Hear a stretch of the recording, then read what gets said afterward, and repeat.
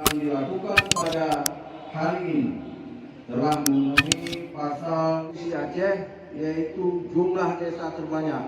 Malah sering kami rapat.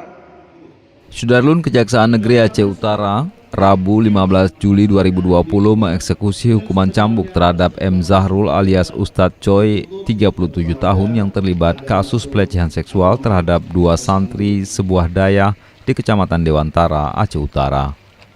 Ustadz Choi dicambuk 74 kali dari 80 kali putusan Mahkamah Syariah Lok Sukun.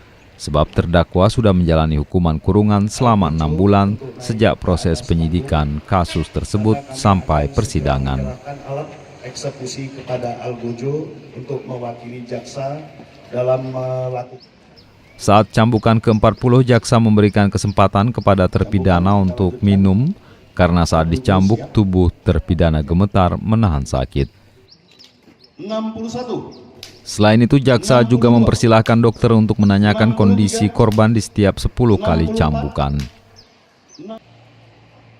Kejari Aceh Utara, Pipu Firman Priyadi menyebutkan Ustadz Choi yang merupakan warga Aceh Utara menjalani hukuman cambuk atas putusan Mahkamah Syariah Lok Sukun pada 22 April 2020 lalu. Terdakwa telah terbukti melanggar Kanun Aceh nomor 6 2014 tentang pelecehan seksual beberapa kali terhadap 2 santri pada November 2019 dan Januari 2020. Dari putusan Mahkamah Syariah, karena yang bersangkutan kan telah menjalani penahanan selama 6 bulan. Jadi tadi kan dipotong masa penahanan ya, untuk 1 bulan penahanan kan 1 kali cambuk.